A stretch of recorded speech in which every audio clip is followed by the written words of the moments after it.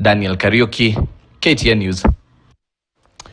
Away from that, President-elect William Ruto is tomorrow expected to meet all elected leaders from the Kenya Kwanza coalition to discuss his government's agenda once formally he's sworn into office. Now, Ruto spent the better part of the day in lengthy telephone conversations, receiving congratulatory messages from across the world. But what has changed so far? For Ruto and his deputy-elect Rigathi Gachagua, our senior political affairs reporter Murimi Mwangi explains. Has been duly elected as the president. The magical announcement that in a split second elevated William Samoei Arap Ruto to president-elect and Rigathi Gachagua as deputy president-elect, with new trappings of power and privileges pending their official swearing-in. And on Tuesday, Ruto spent the better part of the day at his current residence in lengthy telephone conversations, receiving congratulatory messages from diplomats and other international stakeholders from across the globe. On Wednesday, Ruto will meet all elected members of the National Assembly, senators, governors and their deputies from the Kenya Kwanza coalition at his current residence in his first caucus to discuss his government agenda and priority areas once sworn into office.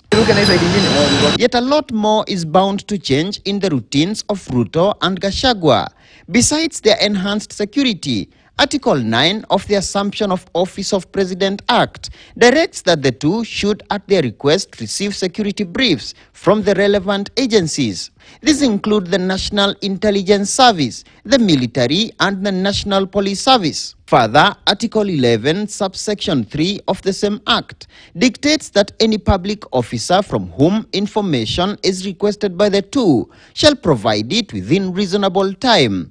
Section 4 of the Act warns that any public officer who fails to comply with the request commits an offence and is liable upon conviction to a fine not exceeding £1 million or to imprisonment for a term not exceeding 2 years or both. You cannot deny a president-elect the briefings he needs. If you remember in the American scenario, Trump was supposed to hand over, powers to Biden, and there was that fear. Will Trump smoothly hand over power? Will he, facilitate information to the incoming president? That is not a choice for an individual to make. Ruto is expected to nominate 3 persons to the already existing Assumption of Office of President Committee that also includes, among others, Head of Public Service Joseph Kinyua, Attorney General Kihara Kariuki, Interior Principal Secretary Karanja Kibicho, Judiciary Registrar Ann Amadi, clerks of the 2 houses of parliament, as well as Head of National Intelligence Service Philip Kameru and the Chief of Defense Forces Robert Kibochi. Just the other day again, the Assumption of Office Committee also came and said they are ready. So I think Kenya is peaceful.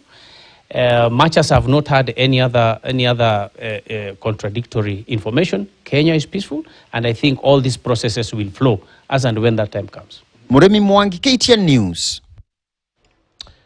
Well, that transition somewhere, somehow, will have to happen.